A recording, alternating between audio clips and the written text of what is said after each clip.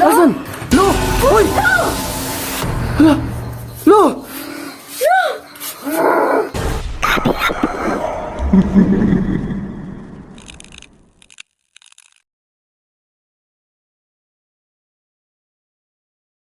Sinasanipan ba yan, madam? Oo, sinasanipan na siya. Nang matanda? Yan. Hala! Ano to? Ano nakakatakot ka na, lo? Tawa na. Grabe yung matanda. Ang lakas ng tama. Mamayang gabi, magtra-transform to. Magiging aswang to! Paano mo nasabi? Nandito na kasi yung matanda. Ano to? Nandito na sa boarding house. Tingnan niyo, magiging aswang. Hala! Paano na yan to? Anong gagawin namin mamayang gabi? Babantayan niyo lang yan mamayang gabi. Nung kumalman na si Lu, doon niya sinabi na babalik daw siya mamaya. I-contact niyo na lang ako pag Ngayon, may mangyaring masama sa kanya. Sige po, sige po. Ha? Contact niyo lang ha. Wala na yung bad spirit. Lumabas na yung mga bad spirit dito. Pero mamaya, babalik yan. Kasi sinusundan na kayo ng matanda na black. Hala! Baka kayo, kasali pa kayo. Ito, yung kasama mo doon sa bundok. Kasama kayo. Magiging aswang kami lahat? Oo, magiging aswang. Ikaw rin. Hala! Ito! Ano na yan? Hindi ko alam. Siya lang dapat. Bakit nadamay kami? Siya lang kumain ng candy. Kasi kayong apat eh. Apat ba kayo o 5? Bakit alam ko? Kasi magagamot ako. Alam daw niya, Kings. Nung nasa sahig na si Lu at tinulungan siya ng albularyo, bigla na lang lumabas yung usok sa bibig niya. Alam niya talaga. Totoo ba yung pinagsasabi niyo, madam? Paano mo nalaman na maging aswang siya? Gusto nyo ba ng sampol? Nasampul daw, Kings. Ito. Tingnan nyo. Ito. Tingnan nyo. Usok. Uy. Ito. Lumabas nga na. Alam nyo ba kung sino susunod? Sino po? Siya! Si Juna. Oo! Siya ang susunod! Paano niyo po nalaman? Kasi naririnig ko yung matanda. Ano bang sinabi ng Dito matanda? na siya sa paligid natin. Grabe, ang galing ng manggagamot na to, Kings. Kaya nga to eh. Alam mo ano yung susunod na mangyayari? Laka. Kinakabahan na ako. Uy, nakakatakot, Kings. Ano to? Kawawa naman si Lu. Grabe no, usok no, lumabas no. Bantayan niyo siya. Bantayan niyo siya. 50% lang Yung, ang dinala kong gamot. ay, dapat 100 na lang. Hindi pwede. Kasi dalawang dapag na lang ang natira. Hala ka, dalawa Kaya na lang pala. 50% lang. Bakit ilan ba dapat? Dapat 101%. Ilang dapag dapat? Ang lakas kasi ng bad spirit eh. Hindi, sabi mo dalawa lang kanina. So ilang dapag ba dapat dalin? Mga napulo. 10. Oh, 10. Uy, 10. Kailangan talaga. Pang-walo. Malakas talaga ang bad spirit eh. Yung matanda. Grabe. Napakahusay na matanda. Napakalakas. Kaya, sige. Uwi na muna ako. Tingin muna ako ng boarding house bag. sige po, balik na lang po kayo. Sige. Sige po, maraming salamat. Uy, laka. Sige na, ilagay na natin dun sa kwarto. Ilagay nyo, Kings. Halika. Wawa naman. Hindi, tara.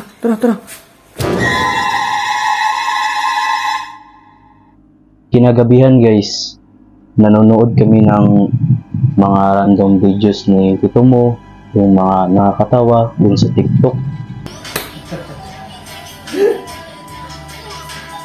Idol mo? Tumatawa kami, masaya kami habang nanonood ng mga videos nang bigla akong naihi. Ito, nakakatawa to. Ang bata. Parang kailangan mo na mag-asawa to. Pas. Wait lang to, iihin mo na ako pa. Yun ako, biniya ko eh. Sige. Balik ka agad ah. Oh.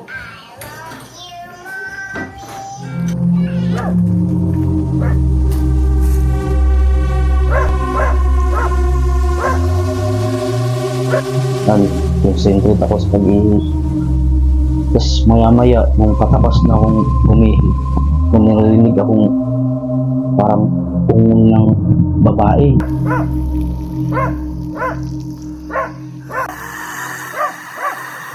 binaliwala ko nung una ko narinig.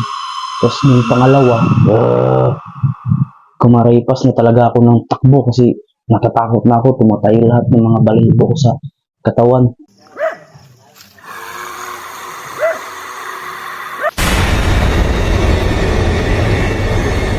Sabi ko kay tito mo, to, may narinig akong ng babae.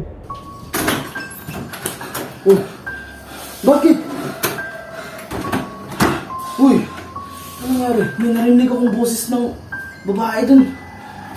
Baka yung kapitbahay lang natin. Malapit lang sa tenga ko. Ano tuloy? Parang ganun. Bigla na lang napasok sa isip namin si Lo. Pinuntahan namin si Lo at saka si Jonas sa kwarto niya. Totoo talaga. Ang layo pa naman yung bahay namin. Pasok na tayo dun. Tara. Sinabihan ko din si Jonah na yun yung nangyari sa labas. Yung narinig ko, muungol na babae. Ano nangyari sa inyo? Bakit hindi na? May narinig si Kings. Ano? Habang umihi ako dun, may narinig akong boses ng babae. Tapos yun, bigla na lang sumakit yung tiyan ni Lo. Lumabas siya. Tapos umupo sa upuan. Ganun siya. Sobrang sakit daw talaga ng tiyan niya. Ano sa'yo? Uy, ano na naman to? Ang sakit ng tiyan ko. Aray! Laka, namimilipit siya sa sakit dyan. Uy, Lo, okay ka lang, Lo. Uy, May bukas pang tindahan. meron pa ata ngayon to. Tapos yung binigyan ako ni Jonah ng coins. Bibili daw ako ng gamot para sa sakit ng tiyan niya. Bumili ka muna ng gasolin. Bili mo na ako ng gamot to. Kayo muna bahala kay Lo. Oh, ito flashlight. Sige. Bilisan mo ah. Tapos yun, tumakbo ako. Nang bigla lang may Aray! Bilis!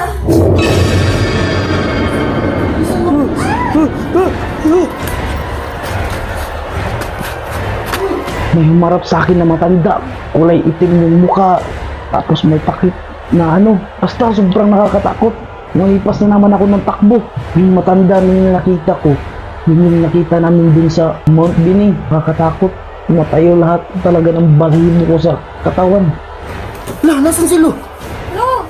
Nawala. Si Lo! Wala! Asan si Lo? Doon sa labas. Asan? Lo! Uy! Lo!